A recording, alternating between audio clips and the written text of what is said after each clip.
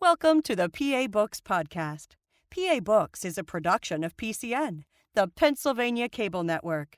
This program features interviews with authors of books on Pennsylvania people, history, sports, business, nature, and politics. We hope you enjoy this podcast.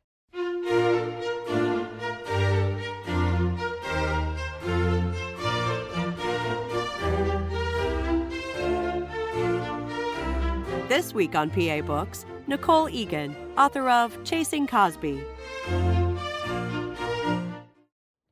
Nicole Egan, author of Chasing Cosby, The Downfall of America's Dad. When along this process did you decide you should write a book about it? I first started thinking about it back in January, not in January 2005, back in 2005, after I started covering the case when it broke in January 2005. It wasn't until a couple months into it, I thought about it because I thought, this is an extraordinary story. There were all these other women coming forward, but then of course the DA, Bruce Castor, with like just a month investigation, decided not to charge Cosby. And I just felt really strongly that there was a larger story to be told. But, I just came to the conclusion that there was no publisher that would have published it back then. He had way too much power. And he was able to get the rest of the media to back off the story with a combination of threats and promises. So I knew he could do the same thing to publishers. And he had published his own best-selling books. So there was just a lot going against it back then. And, of course, back then, nobody wanted to hear about this. Why write it now? Well, I write it now mainly because I found myself in a situation where I could write it. I left People magazine in June of 2017. I found out I was, quote, re-engineered, unquote. The day the first Cosby jury went to trial, I was one of 300 let go that day.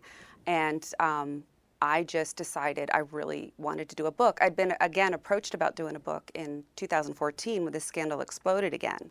I was getting a lot of pressure by some agents to do books, but in the end I said no because I knew I couldn't do it and work full time and still do my job at People magazine. And again, I wasn't convinced that it would ever get published because my magazine was still very scared of him and still scared of being sued by him.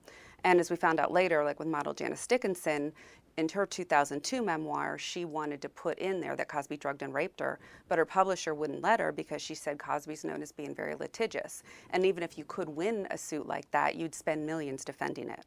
So this was the atmosphere. And I just, after what I was up against in 2005 covering this story where I was getting threatened on a daily basis and the DA was threatening to have me arrested for my stories and then media turned on me, but I had the backing of my newspaper. They completely backed me on all my stories and they refused to back down to Cosby. I just really didn't think there were many publications that would go to bat and stand up to someone like him. In fact, to this day, I will tell you with absolute certainty that the Philadelphia Daily News is the only newspaper in the country that would have let me pursue this story in 2005 the way they did. And why now is because I feel like there is so much misinformation out there, mainly propagated by Cosby and his spokespeople. Andrea Constand has been trashed repeatedly in the media with lies upon lies. And I felt like there should be a place where people can go to get the whole story in one place, the truth. So this book covers from the day the scandal broke in 2005 through the sentencing. And it also incorporates a lot of his past into it as well, and how, his growing up in Philly and his, the town halls he was doing, the call outs to the black community that he was doing in the midst of this scandal breaking in 2005. So you were working for the Philadelphia Daily News. When did you first hear something and you thought, oh, this is a story? It wasn't really, it was crazy because I was a huge Cosby fan. I grew up watching Fat Albert and the Cosby Kids on Saturday mornings with my brother. I loved the Cosby Show. I write about that in the, prologue about, why that show meant so much to me. And I was a fan, but I'd also I'd spent about 1.5 years investigating sexual misconduct in the ranks of the state police, Pennsylvania State Police. So I knew a lot about sexual assault cases, and I'd done an expose on drug-facilitated sexual assaults when they were spiking at the Delaware Avenue clubs in Philly. So I knew I had a lot of background on it, but I never expected to be covering those same allegations against America's dad. So what happened is on January 20th, 2005, it was a Thursday, Harry Hairston from Channel 10 broke a story about these allegations against Cosby. And my bosses assigned me to it immediately. I was a crime investigative writer. They would put me on the big stories of the day. And my initial reaction was not the cause. I mean, I just was like, come on. there's no way this is true. And they weren't releasing her name because she's, of course, a sexual assault victim, and you're not supposed to do that without the consent of the victim. But I had sources at Temple University who told me who she was. So, because my first inclination was, like, we know who he is, or who we think he is anyway. Who is she? Is she even in a position to know him? How did she come to be at his house that night, if that's how it happened? And so that's where it all started. And when I spoke to sources at Temple University, I quickly found out who she was, that we didn't use her name, unlike the rest of the media, until she gave us permission, and that she was very credible, that she was very well thought of there, that the people there were completely shocked and blown away about these allegations. And they know that, they said, all I know is you don't say anything about Bill Cosby and Temple University without thinking real carefully about it. So, but she had a great reputation there. She was very well thought of.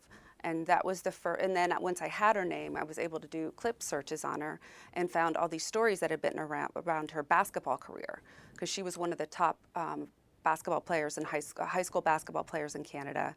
She'd been recruited by 50 to 60 colleges in the U.S. to play, ultimately choosing the University of Arizona. So there were a lot of stories about her athletic career that I could look to too. And all of it just was not adding up to someone who would come forward with a false allegation against, especially someone like Bill Cosby, this revered father figure, America's dad, who just had this public Teflon image. So that's where it all started.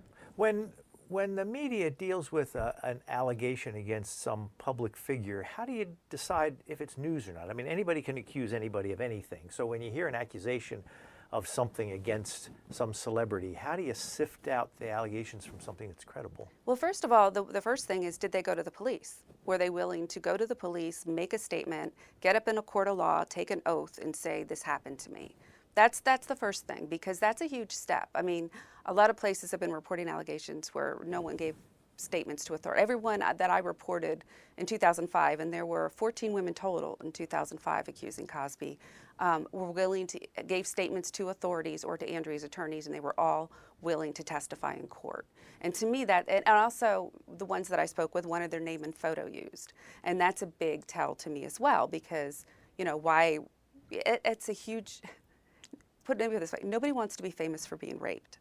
This is the most awful crime that can happen to a woman, pretty much, and it's unilaterally usually viewed with skepticism. And to come out with that allegation against a man like Bill Cosby takes a lot of courage. And so you have to look at that too, and what do they have to gain by it? None of these women had lawsuits. None of these women wanted to file lawsuits. None of these women were trying to get money from him. Andrea, in fact, as I started to report, had been offered, after she went to police, Cosby himself offered to pay for her education because she was in massage therapy school. She didn't take him up on it. So if she were truly out for money, she probably would have taken that offer and, not cooperated with police, and this case would have gone away. Like a similar case had gone away. There had been a very similar case 5 years prior in New York City. Involving Bill Cosby? Involving Bill Cosby, and involving a woman making similar allegations. She was a teenager. How did the story first become a news story? I mean, who found out about it and made it a news story in the first place? Harry Hairston apparently had, this case, like Andrea filed her police report in Canada because that's where she lived. They referred it to Philadelphia erroneously because they thought Cosby's house was in Philadelphia. And Philadelphia had it for 4 days and then sent it to Cheltenham police. So during those 4 days, the Philly Police Department has leaks, and my understanding is he had a source that told him about it, and that's what he reported. But he had the police report because, of course, once it got in Cheltenham, they were always very good about giving you police reports, unlike in Philly, where you usually don't get copies of them. So, Harry reported it, and my understanding is, there was a lot of legal wrangling that went on with his station before they decided to air it. What was your first story about this case like? What did it read like? What were you? I wrote a very that this Canadian woman has accused Bill Cosby of drugging, and I think the initial allegations, we didn't have a lot of details, were groping her. And so, and I had responses from his attorney in there. I talked to Thornhill Cosby, who was his uncle and used to be head of the Philly NAACP, and that was the story. It was a very straightforward, this is what's being alleged. Was there much public reaction? Not that I recall, but remember, this was 2005. So, we didn't really have a website that was any good. There was no social media. If anything, you might get calls and letters. I did start getting a lot of email tips on other things about Cosby in some letters and things like that. But I don't remember, and my stories were going out on the Knight Ridder Wire back when there was a Knight Ridder, so they were showing up in newspapers across the country. But I don't remember this huge sense of outrage. One of the characters in your book is Bruce Castor. Can you explain who he is and what role he plays in And this? I'd known Bruce for years. Bruce Castor was the Montgomery County District Attorney at the time. He's very much, he would hold press conferences at the drop of a hat. He's very good on TV, he's very telegenic, so he loved publicity, while at the same time sort of having a disdain for reporters. And he was the one who was going to make this decision about whether or not to charge Bill Cosby. But it was odd because he was he was uncharacteristically silent about this case at first. This broke on a Thursday night, and the first press release he put out, and it wasn't a press conference, unlike what he normally did, was like 3 or 4 paragraphs long, and he gave it on Monday, that 4 days later, to just the reporters working out of the Norristown courthouse. And the next day we got it. And in it, it said basically something to the effect of, we will look at this investigation to see if he should be charged or anyone else. So it was already a veiled threat to charge Andrea herself with a crime. And then he didn't do an actual press conference till January 26th after they'd interviewed Cosby. So, and they put out another press release. So when he decided not to charge him, but not a press conference. So his behavior was not the norm. And it just seemed like from the very beginning he wanted nothing to do with this case. How many stories did you get out of this back in 2005, 2006? All told, and you remember, the investigation was only a month long, 30 or so. And I left that fall of 2005. I left the Daily News. That was, at that point, Andrea had filed a civil suit. So that was making its way through the courts. That was really the only thing that was left, was this civil suit. And I had left and taken a buyout from the Daily News and was freelancing for People magazine. And again, thinking about writing a book at that point, but ultimately realizing that there's no way any book would ever get published. What was the upshot of the civil suit? It was defamation, but it was also sexual battery. Because Andrew, his representatives had leaked stories to a news agency called Celebrity Justice, saying that Andrea had gone to him, that Andrea's mother had gone to him before Andrea went to police and tried to get money out of him, and they called it a classic shakedown. And this was a follow-up to a story I'd reported exclusively, that Andrea had taped calls that proved she was telling the truth. And so then Cosby's people, and it said sources close to Bill Cosby. I'm not like making this up. There's no doubt it was them. And then the second story Celebrity Justice did, they said they had a quote from Marty Singer, Cosby's attorney, saying this was a shakedown. So that's why they added the defamation charges. And then Cosby subsequently did his one and only print interview with the National Enquirer. And again, he disparaged Andrea and made comments about people trying to extort, you try to help people and they try to get money out of you. So that's why defamation was added. And that was the end of it? No, I actually got the first interview. It was exclusive and it was on the cover with the second accuser, California attorney Tamara Green. And this was in 2005. Yeah, it ran February 8th, 2005. And a couple of days later, she was on the Today Show, and she did a whole round. And then, as a result, other women started coming forward. And I later found out that Castor's office never bothered to interview most of them. So there were 14 other accusers. And Castor kept referring to these taped calls as illegal wiretaps. But as I just found out recently through depositions in a defamation lawsuit Andrea filed against him, his first assistant, Risa Furman, had researched the issue for him back then in 2005 and told him these were legal taped calls because in Canada you only need one party to consent. But Castor kept referring to them as illegal wiretaps, even though he told his first assistant to research it, and she did, and told him this is legal. He wasn't interested. So if it was recorded in Canada where one party's consent was consented. legal, it could be used in a Pennsylvania Yes. courtroom? Yes. Is it both parties have to consent in Pennsylvania? I'm not sure about Pennsylvania's law, but Canada's is one. So why did the story settle down after that? Well, first of all, the media backed off it very quickly because, for whatever reason, they didn't want to anger Cosby. Bruce Castor, made it clear from the beginning, with his first press conference, that he didn't seem to have much faith in this case. He didn't, he was disparaging the case pretty much in his one and only press conference on it.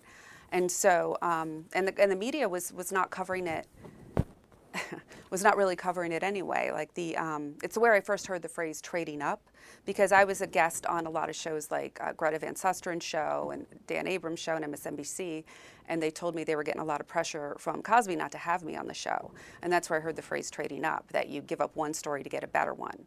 And ABC never really covered the case except for one story about Cosby saying that what happened between him and Andrea was consensual. And then they got the first interview with him that following May, and they got inside one of his town halls, which is when he was going into the inner cities across the country and lecturing the black community about how to behave. And you had to be invited in as a member of the media. You couldn't just show up. And they asked, and ABC was inside one of those town halls and then got an exclusive sit down with him.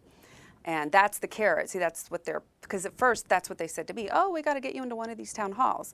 But that offer quickly went away as my coverage got more aggressive. So there was a combination of the carrot and the stick. So the carrot was, we'll get you into one of these town halls. And I think that got a lot of media to back off. Because the Washington Post didn't run a story till after the DA decided not to cover him. And they'd been inside one of the town halls and was mostly about that. And none of them were covering it at all. And the AP, when they would cover it, it was always, because I looked back at these stories when I was writing my book, it was always leading with, like Cosby's defense attorney for the stories about the criminal case, calling the claims bizarre and preposterous. That was the lead on their story. When they wrote about Tamara Green, it was a day and a half after she came forward, and it led with Cosby's spokesperson disparaging Tamara Green. That was the lead of the story. So because Cosby had this way, they also still wanted access to him. They didn't want to anger him. This goes on a lot with celebrity media. There's a lot of trading up, and there's a lot of backing, especially among the national media, backing off of stories in order to get a better one. So news organizations will agree to not interview somebody on one side of a story if they can get somebody better? Yes. Yes. Or not agree not to cover the story at all. So I have to read you this part, because you say about sexual assault and reporting on it. You say defense attorneys are not allowed to use tactics in court where they question a woman's sexual history, but unless they can show it's relevant to the case, so they've learned to leak it to the media instead. Mm-hmm. Were you ever on the receiving end of leaks like that? Oh, absolutely. What happened was after Tamara Green came forward, the California attorney, I'd done a pretty thorough search on her records. I'd gone to Cosby's people to ask them for a response. And then when her story came out, they leaked, okay, I shouldn't say I don't know if they leaked, but the New York Post all of a sudden had this copy of a bar complaint that had been against Tamara, a 13-count bar complaint. And a Cosby lawyer was sending it around to the media, and I still have the emails. And I did a story about it, and also had the names and phone numbers of 2 attorneys they said they could call that had negative information about Tamara. And so I actually did call them. They never called me back. And then when I was on Greta Van Susteren that night, she actually reached one of them, and she said all they had to say was that she was annoying. And the thing is that got me is like they clearly had this information before my story ran. And had they made me aware of it, I could have at least discussed it with my editors, and we'd have discussed, is this relevant to her story or not? It really wasn't, because this happened 30 years after she said it happened to her. But that's the way a common tactic used to try to discredit sexual assault victims with other things in their past that they may have done or not done that have no relevance to the sexual assault. It doesn't happen with any other violent crime. If you get mugged or you get robbed, no one's looking around to see if you bounced a check or if you got a DUI or something like that. But if you claim sexual assault, watch out. You better not have any skeletons in your closet. And the ironic part is that Andrea she's that rare person who somehow managed to get to age 20, 30 years old with no skeletons in her closet. So what the Cosby people did is they made up lies about her and leaked to the media, like that her mother had gone to them and tried to shake them down for money before they went to police, which was not true. So they just made up lies about her, and the media ran with it. Did you ever interview Andrea? Not during this whole process. I never ever spoke to her until the sentencing. We sort of had a moment in court after the second trial where she turned around and she looked at me and she just mouthed Nicki, and I said, yeah, and she just sort of nodded her head and she went, long time, and I said, yeah, 13 and a half years. I mean, in all my years, I'd always gone through her attorneys. That's what I was supposed to do, because she was bound by an NDA once she settled her lawsuit. She couldn't talk anyway. No, sorry, a non-disclosure agreement. When she settled her lawsuit with him in November 2006, she signed a non-disclosure agreement, so she wasn't allowed to talk about the case. You start in the book how you read something, this is quite a few years later, and you went down to the basement where for 8 years, you had this box of stuff. Why the 8-year lull? I mean, what happened in 2006 that caused it to quiet down? Well, it was really interesting. So in November 2006, Cosby settles his lawsuit, and by that time I'm on staff at People magazine, and I hadn't really been covering the case for them because I was looking into doing a book, but I decided not to do a book and took their offer of a staff job, and because they didn't have to move, I stayed in Montgomery County. And I went to them, I said, can we finally run a story with the accusers? Because they had been working on one. That's why they came to me initially to freelance for them, but it had never run. And so we finally ran it. We had 3 accusers who were on the record and allowed themselves to be photographed. I found out 10 years later that a 4th had allowed herself to be interviewed and photographed, but for whatever reason, the magazine didn't include her. She was Jane Doe number 10. And we ran it, and they were really worried about being sued, so they didn't put it on the cover, and they didn't put it in the weekly press release that you put out to announce the exclusives. So it didn't really get a lot of attention. And let me say that when I got laid off, too, I had to sign a non-disclosure agreement. It's very ironic to me that journalism organizations and the Philadelphia papers with this latest round of layoffs and buyouts, they do the same thing. They make people sign non-disclosure agreements in order to get a severance package. So that's all I can really say about that. But part of me was like, I don't know, I had a feeling like this story could come back. I mean, there might be another there's already 14 women. There could be more accusers that come forward in the future. I can't get rid of this. They were the only files I took with me when I left the Daily News, besides like some Pennsylvania State Police documents I had. So I packed it up in a waterproof box and put it in my basement. I'm like, I might need these again someday if some other accuser comes forward. Of course, I never expected it to be Andrea Constand's case coming back and getting prosecuted all those years later. But I just knew that it was possible this story wasn't over.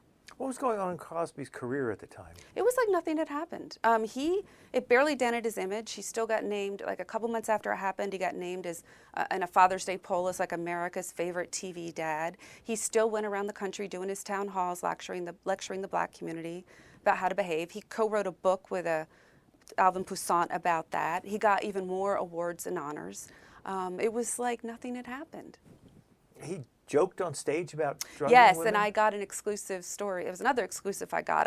When I was doing a story about Cosby's National Enquirer interview, because it was very odd to me that here's a man who could, if he's going to talk, he could have his choice of print media. Why the National Enquirer? In fact, he hated the National Enquirer so much, he never even, they posted a reward that led to the capture of his son's murderer, which happened in 1990, I think 7. And he never thanked them. So all of a sudden there's this big interview with them, and but he has a big interview with him thanking them belatedly for posting the reward. And I thought to myself, why this? But I wrote a story about it, and I called the National Enquirer spokesperson for comment, and in the process of talking to him, he says, oh yeah, and I was just at one of his comedy appearances, and he made a joke about this. And I said, oh, did he really? And I said, well, what did he say? Oh, yeah, he made a joke about slipping a drug in a woman's drink. It was really funny, and the audience loved it. I'm like, wow, where was? And I got all the details, and made sure he knew this was on the record. And so I did a story about it, and that's when I got like the worst threat yet from Marty Singer. And I have the exchange in there where he was threatening to sue me if we ran the story, because Cosby's people claimed he wasn't talking about Andrea Constand in that joke. He was talking about Sean Burks, who was the mother of Autumn Jackson, who'd been arrested and found guilty of extorting him for money, who may or may not have been his child. But he'd had an affair with Sean years ago. And when this case popped up again, the National Enquirer called her and said, did he ever do this to you? She goes, well, the second time I was with him, he did give me a funny tasting drink. So they claimed that he was not joking about Andrea Constand in that joke. He was joking about Sean Thompson. So of course I called her to get her comments, and they just went ballistic on me. But we ran the story, and they threatened to sue, and they didn't sue. So, and then it's so funny, after this scandal erupted again in 2014, his first routines when he gets back on the road in 2015, he makes a joke about drugging a woman's drink. And like no one picked up my story back then. I think UPI did a little 1-paragraph thing, nothing. I got an exclusive story about how Bruce Castor hadn't revealed to Andrea's attorneys that his father had been the lawyer representing the buyer when Cosby bought that home where Andrea alleged this happened, but he had told Cosby's attorney.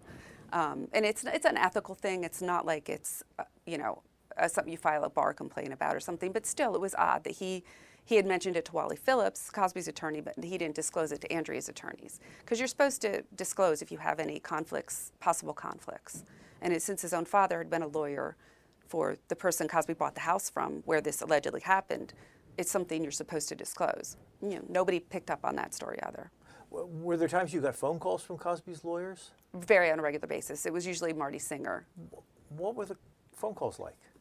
Oh, you like being on TV. They were getting furious to see me on TV, and you like being on TV, don't you? I was going on a lot of the national Did he shows, yell? and my stories were on the Night Rider Wire, and just bullying and trying to get me not to do the stories. And I was like, look, sure, I love working 12 hours a day, then sticking around to go on TV for like 10 minutes, and then driving home an hour and a half. Yeah, it's great. It's a lot of fun, Marty. I mean, I just wouldn't back down because they were just really trying to just bully me off the story. Was the Cosby story your full-time gig at the Daily News or at People? No, I still had to cover other things as they happened. And, in between, I was also working on a profile of Andrea because we didn't run, a lot of news organizations started running her name and photo without her consent, which was astonishing to me. Like, I just saw a lot of the usual journalistic rules being broken in this case. The journalistic rule is you don't run a sexual assault victim's name and photo without their consent. But news organizations were doing it. But we didn't run her name and photo until she filed her lawsuit. And I called her attorneys and I said, well, can I rerun it now? Because I was going to run the profile I've been working on as well. And they said, you might as well. It's everywhere. And we could have filed this as a Jane Doe, but we didn't. We used her name.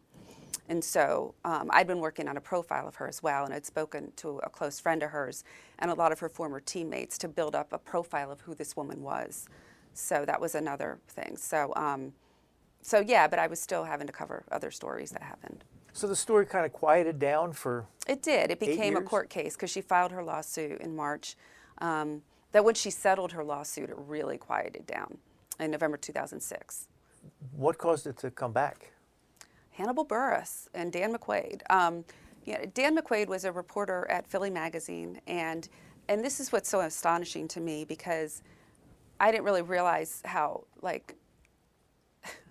it was just total serendipity, how random it was that he was even decided to go see Hannibal Buress that night.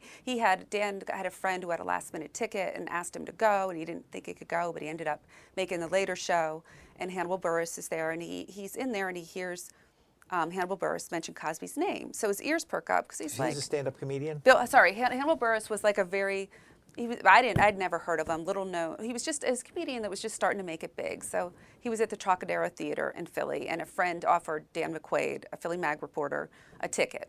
And he decided, oh, heck, I'll go, what the heck, at very last minute.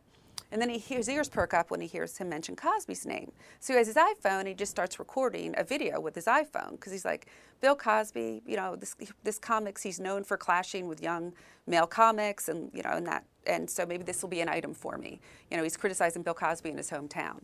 And so he just starts recording, and it's that whole, Bill Cosby likes to talk down to black people. That's what Hannibal's saying. And he's like, but, keep your pants on, black people. I was in a sitcom in the 80s, so I can tell you how to behave. But, you drug and rape people, Bill Cosby, And so he said something like that. If you don't believe me, go home and Google it. Bill Cosby rape, you'll see.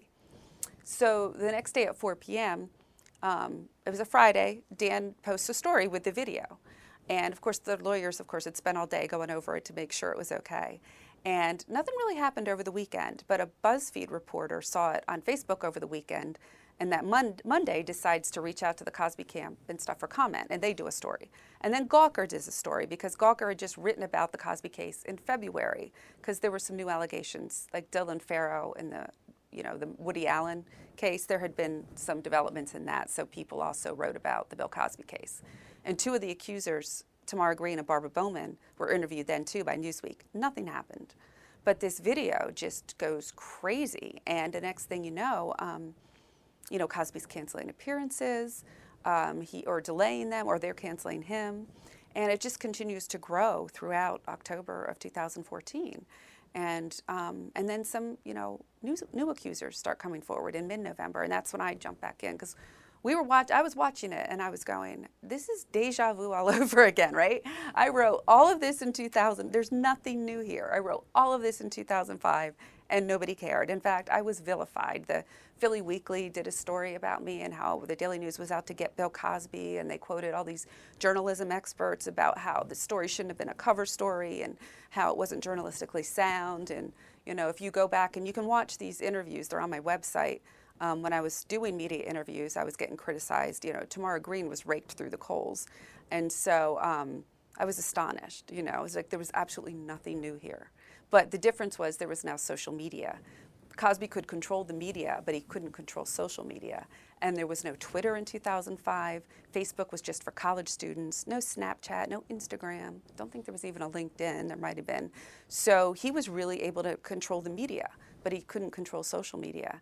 And that's where this just started to explode. Was professional media different in 2014 than it was in 2006? That was slightly different too. There was also a lot of online news media organizations had sprung up in the meantime, like BuzzFeed and Gawker. And they didn't have this reverence for like Cliff Huxtable, you know, Bill Cosby as Cliff Huxtable. They could not have cared less, and they very aggressively went after the story. But it was when the new accusers started coming forward, it started gaining steam.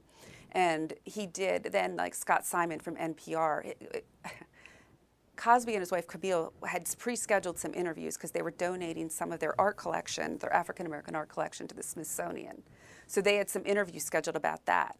And NPR Scott Simon just decided to ask Cosby about the allegations, but he wouldn't answer. Well, the Associated Press did an interview with him right after that, and they did ask him questions about it, but and it was all in video.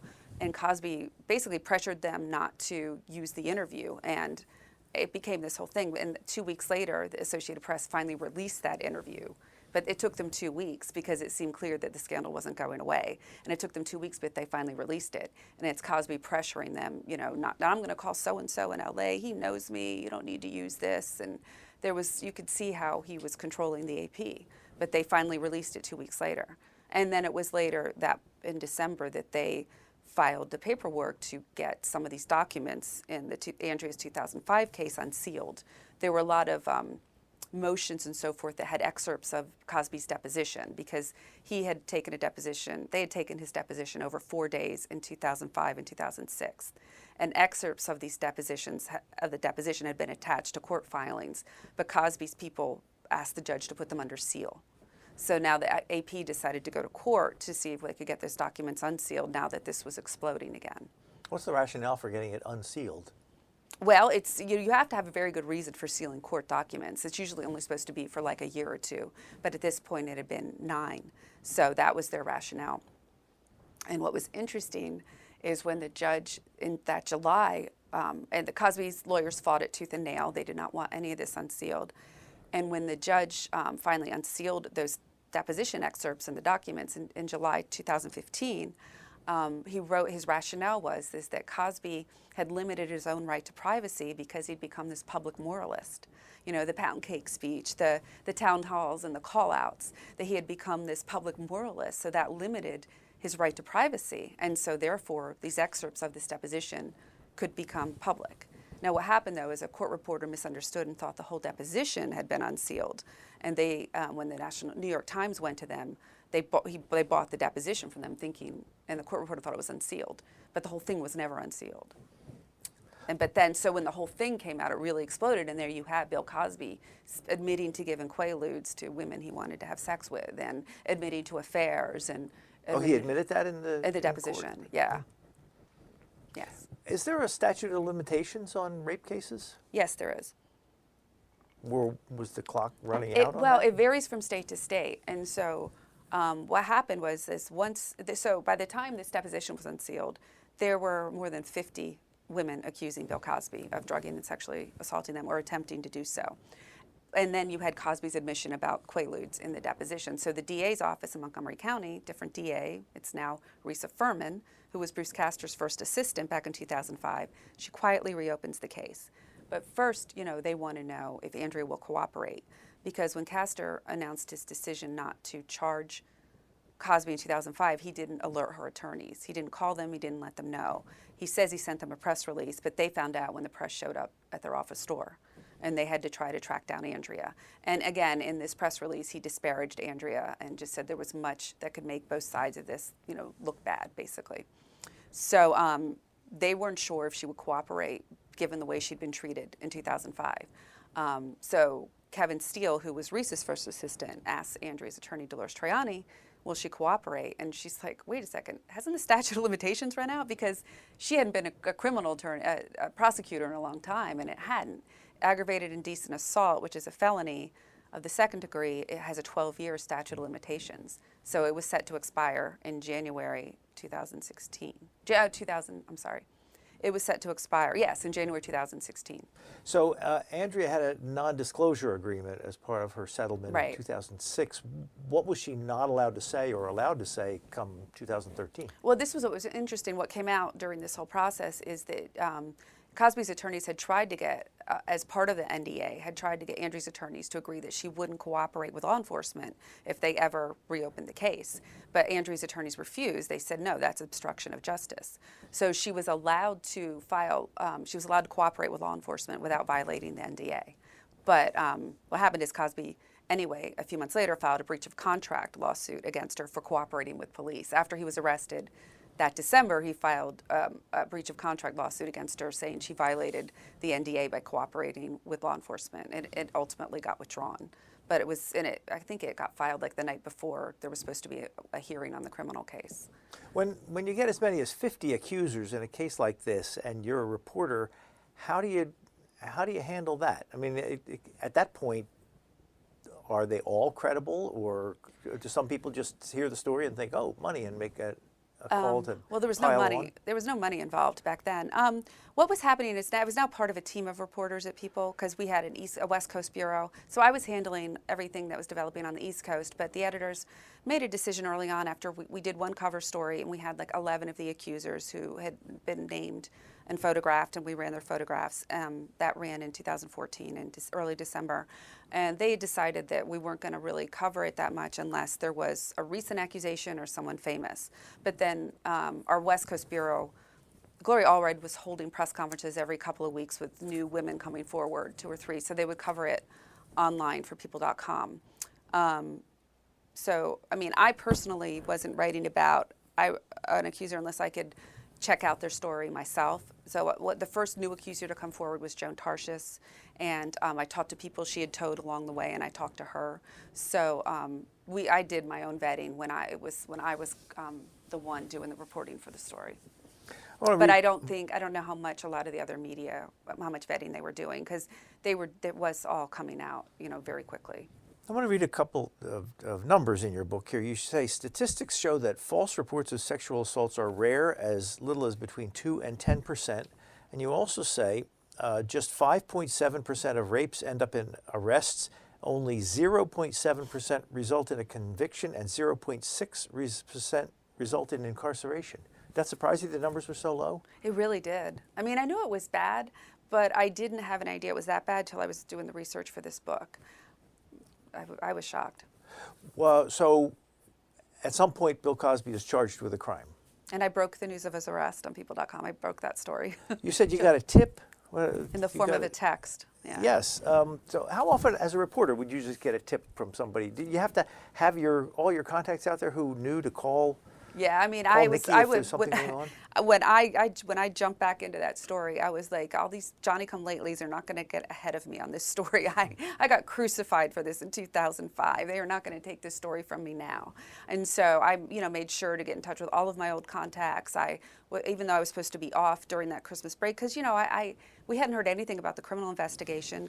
It became an issue in the DA's race because all of a sudden Bruce Castor was running for his old job back against Kevin Steele, and there were television ad that Kevin Steele did about it, and then Castor did one responding to it. And Bill Cosby was an issue in that campaign? Yeah. So when Steele won, after that we really didn't hear much about the investigation. So I was like, I don't know, was this just an election ploy? Like, I don't know, maybe this was. It's December 29th and we still haven't heard anything. Maybe he's not going to be charged. And I knew technically they had till mid-January 2016 for the statute of limitations to expire. So they still had time. But yeah, so I got a tip and I checked it out, and I just wrote well into the night, and my story posted first the next morning, and Kevin Steele had his press conference at like 10 a.m. My story posted at like 9:35 a.m. about it, that an arrest warrant had been issued for Cosby. So what was he charged with? Aggravated indecent assault, 3 counts. And just in the Nick of time. Andrea case? Yes. Yes, the statute of limitations had run out on every other case. What was the public reaction then? It seemed like, I mean, even as more of these women come forward, I think there was a lot of outrage at that point, because it's, these are all women who don't know each other, and for them to come forward with all of these similar stories, and I've interviewed a lot of them, and you see the emotion that this brings up in them even all these years later. But I don't know, if they were. I know there was one poll done when Andrea first came forward in 2005 in our hometown newspaper in Toronto, and they asked people to call in, and the majority of the people didn't believe the allegations. I don't know if there was actually any polling done, but I do know the media had, unlike in 2005, the media was aggressively on this story now and running a lot of different stories. And in fact, a lot of the media in 2014 did mea culpas, saying that, for recent coverage of Cosby, saying, I should have asked him these tough questions and I didn't. And Ronan Farrow himself did another column like that, because Mark Whitaker's bio on Cosby had just come out when this rebroke, and he didn't include the sexual assault allegations in the book. So he was doing interviews for that book, and Ronan Farrow was interviewing him and was told not to ask about the sexual assault allegations by NBC producers, and he didn't until like the last one. And so David Carr from the New York Times called out all of Cosby's media enablers in a story he did in the New York Times, including himself. And Ta-Nehisi, I can never say his name right, Coates was one, and he said he should have asked him about it. And finally, Whitaker himself tweeted back to David Carr, like, "You're right, I should have asked him about it. I was wrong." So, what do the allegations all have in common? I mean, what was Bill Cosby's method of MO. operating? What was so kind of horrifying about the whole thing is that he had a lot of enablers. So he would go to a modeling agency or agent, and there were a lot of them, and say to them, "I want to mentor so and so." And then a lot of these women said they were going to call from the agent, "Oh, Bill Cosby wants to mentor you." So then he would call, and some of them were teenagers, and he would talk to them and talk to their parents. So he groomed them and their parents, gained their trust, and then he would get them in an environment he controlled, and he would drug and sexually assault them. And then he was done with them. Were there For the most part, some of them. Well, I was going to ask, were there women he drugged more than once? Yes. Because some of these women, too, were not sure what happened to them. Like Lily Bernard talks about, and she had this famous role I remembered from the Cosby Show. She was actually an extra. So she wasn't just an extra, she was a guest star. She played the zany Mrs. Minifield, who was this, if you watch the show at all, she was this enormously pregnant woman who was just so annoying to Cliff, because he would say, "All right, here it is, when your contractions are 8 minutes apart." And she'd go, "Oh, call every 8 minutes." It was, I mean, I remembered it all these years ago. And when I finally realized she was one of them too, I was horrified, and I was done with the show after that, because I was just like, I can't even, if she was one too, who else? Who else on, not the co-stars, because Cosby chose his victims carefully. He didn't choose like a Felicia Rashad or any co-stars. It was all up-and-coming young starlets or women who just wouldn't be believed should they come forward against the great Bill Cosby. They were all like younger, naive, inexperienced women who, there was a power differential where he was very powerful and they weren't. And that was the dynamic that worked really well for him. Where was Bill Cosby in his career in 2013? I mean, at the peak or in a lull? In 2014, when this erupted again, Yeah. he was in the middle of a resurgence. So the new bio was out about him. He had a comedy special coming out on Netflix, and he had signed a development deal with NBC for a new family sitcom where he was going to be the grandfather, the patriarch. So he was relevant again. So a combination of these factors, I think, made him a little more newsworthy, maybe than it had been even in February when everybody was writing about, when Newsweek did their stories. So he would just started his Far From Finished comedy tour. He was about to start that, which was the comedy special that he had done on Comedy Central the year before, which got like 2 or 3 million views. It did really well. What happened to all of that when he was charged with the crime? Did some of it continue? No, after the scandal exploded, the Netflix special never ran. The NBC deal was plugged, and TV Land pulled all episodes of The Cosby Show off TV, and they still haven't come back. You can watch them still on TV One, but they got pulled off of TV Land. So there were a lot of repercussions. And some of his comedy performances that were up and coming on this Far From Finished comedy tour got either canceled or postponed. But some of the venues couldn't cancel because they couldn't afford to. So he still had, and he was getting standing ovations at some of those tours. Was he also getting protesters at some of those Yeah, tours? starting in January, because he still did a couple when the scandal broke, and then he kind of paused and started back in early January. And his first appearances were in Canada, which is ironic because it's Andrea's home country. And yeah, there were protesters everywhere he went, every appearance, but he still, one of his first ones back, he did the routine about drugging a woman's drink. When a woman got him, he said, "Oh, did I drug your drink?" And this time it got picked up everywhere, in CNN and New York Times and AP, and everybody's writing stories about it, and they're outraged. And Gloria Allred starts holding press conferences and protests with the women, and there are protests everywhere where he's going. But he's also still getting standing ovations. Were his lawyers able to put the kibosh on it once he got charged, or did that guarantee it was going to go to trial? They tried. They tried their best. In fact, Bruce Castor himself came back and was saying that this press release that he wrote saying he wasn't going to charge Cosby in 2005 was also an immunity agreement to never ever charge Cosby criminally with this case. So he's basically saying that this press release was also an immunity agreement. You can't legally charge Cosby because I promised him that he would never be charged in this. Oh, Bruce Castor came to Cosby's defense? Yes. And then there was a big court hearing where Castor testified for 6 or 7 hours and talked about this press release, how it was also an immunity agreement and to never prosecute Cosby. And he's still maintaining that, and he's supporting Cosby's appeals. When did the trial happen? How much time between when he was indicted and when the trial started? It was 1.5 years. And there were a lot of, aggressive efforts to, lawyers did their job. They did everything they could to try to get this case thrown out of court, and nothing worked. How many days of the trial were you there for? Oh, I was there every day. What was jury selection like?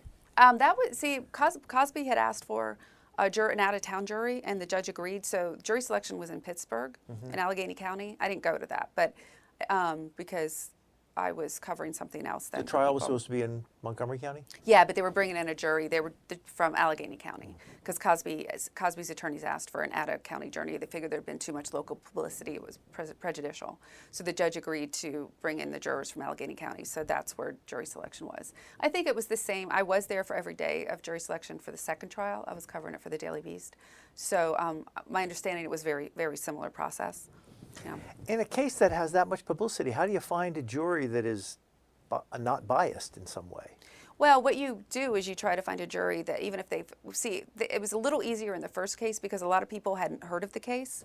So I think that in that way it was a little easier, but by the time the second trial came around, because of all the publicity about the mistrial and so forth, a lot of people had heard of it. And then the Me Too movement had exploded in between the first and the second trial. So, the jurors also had to be questioned about what they knew about the Me Too movement. So I think they just have to say, even if they've heard of it, that they can still make a fair and impartial decision based solely on what they hear in court. What was the first trial like? Who was the judge? Same judge. What was the dynamic in the room? It was interesting. I honestly felt like the prosecution could have done a better job in the first trial because I felt like there was still a lot of unanswered questions about Andrea, and Castor had put out comments in the media, which is why he was being sued for defamation, saying that Andrea gave conflicting statements to authorities. And, there was still a lot of trashing of her in the media by him and others. So I thought they really needed to explain why she waited a year, why her statements why she had the dates confused at first, and who she really was and why she was there. Because especially at the second trial where they brought in one of Michael Jackson's criminal defense attorneys, they really tried to make the case that she was after money.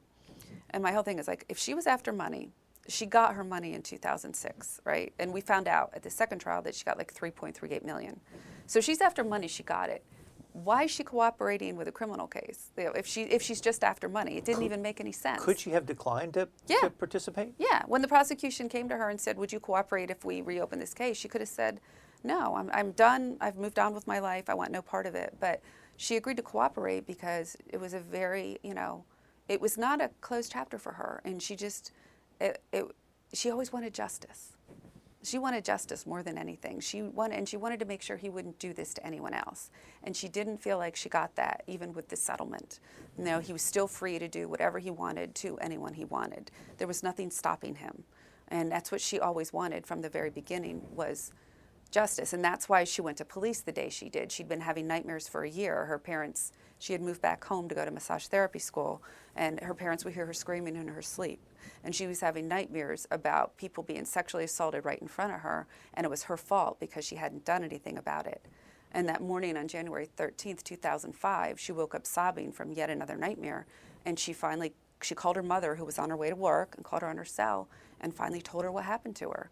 She just knew she had to do something. Would you talk about the phone call between Bill Cosby and Andrea's mother that was recorded? Cosby had met her through a donor at Temple, because Cosby, of course, was very active with Temple University, and he'd been her mentor for 14 months. And she'd been to his house before for dinner with other people, and so forth. And she had decided she was going to quit Temple and go back to Canada to go to massage therapy school to be a masseuse like her dad. And she was nervous about how to tell her boss, Don Staley. And Don and Cosby were close. I mean, there was a big poster of Cosby and Dawn in Dawn's office, and he had dedicated the Philadelphia screening of Fat Edward and the Kids movie to her. So he invited her over to talk that night, and he offered her 3 blue pills. He said it was herbal medication because they'd had many talks over their friendship about how she liked homeopathic remedies, and she trusted him, so she took them. And within 20 to 30 minutes, she's wobbly. She gets up, she's wobbling, her vision's blurry, and she can't really walk, and he escorts her to a couch nearby in his house, lays her down, and the next thing she knows, he's behind her and he's sexually assaulting her. And she can't speak, she's paralyzed, she can't speak, she can't do anything. And he sexually assaults her. And she wakes up between 4 and 5 in the morning, and he's waiting there, he's greeting her with in a bathrobe, and offers her a muffin and some tea, and she leaves. And so there was this disconnect, what happened? What happened? All I did was drink a little something and I thought that was herbal medication. And here's a guy that she just didn't expect to do something like this to her. And he admitted to having done that to Andrea's mother? Okay, so when Andrea tells her mom what happened, she's horrified. She's like, what did he give you? Because she had noticed when Andrea came home in April that she wasn't herself, that her behavior wasn't the same, she wasn't the same, and she wanted to know what drug he'd given her daughter. And she was really worried because she says to her, why didn't you call 911? How did you know she was going to wake up after you gave her whatever you gave her? And so she tells Andrea, she said, give me his number. And Andrea doesn't want to at first. She's scared. And she says, give it to me or I'm going to get on a plane and I'm going to fly to his house and I'm going to ask him myself. I want to know what he gave you. So she gives him a number, and it's an answering service. And Gianna leaves a message, and 3 days later, Cosby calls her back.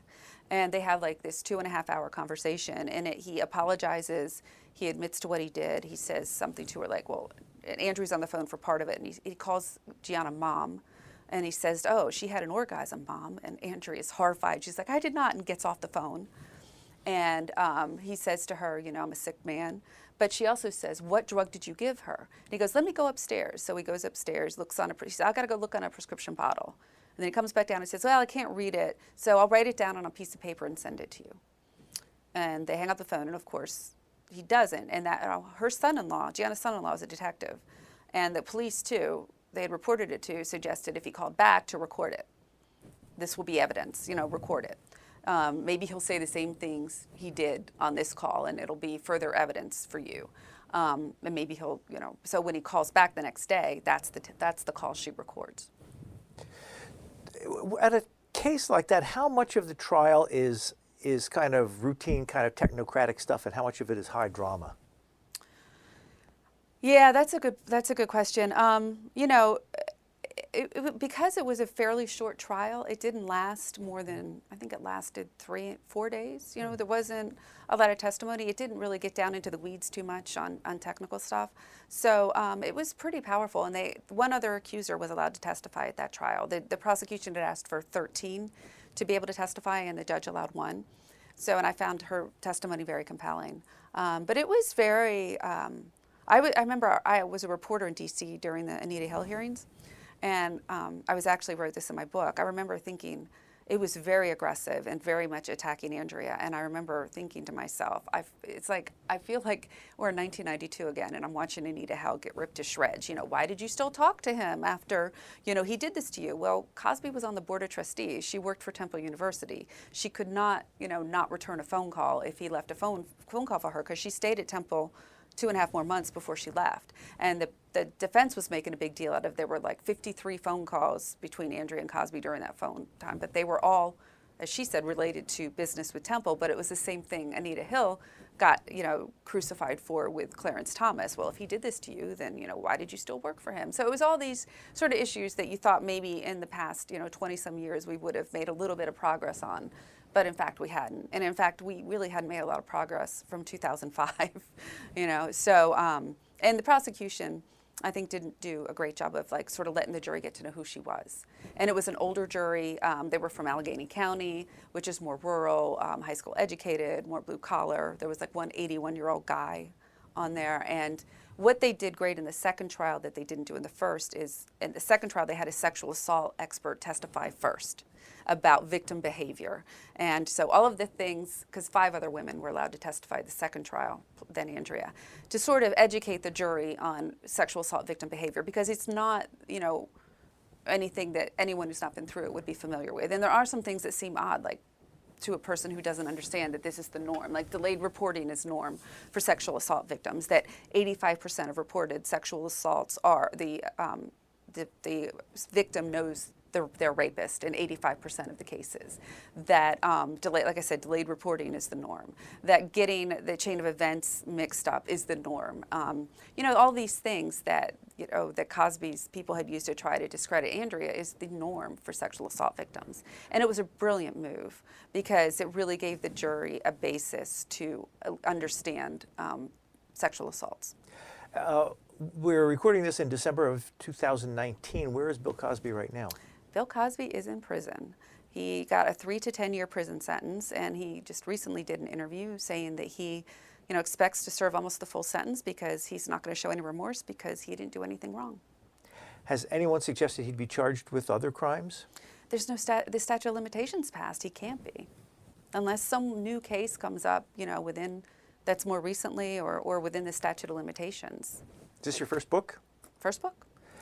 How is writing for a book different than writing for People magazine or the Philadelphia Daily News? The biggest challenge I had is, you know, and when I pitched it, I made it more of a memoir because, and that wasn't a comfortable place for me to do because I'm, you know, journalistically, I stayed that impartial journalist, or I tried to my best, but I was when I was being attacked, I had to defend my stories in 2005. So the hardest thing was putting my personal feelings in there, because as a journalist, I'm trained to not do that. And, you know, as I say, I don't think I could ever cover this as a story again because a lot of my personal feelings are in there. So that was the hardest part.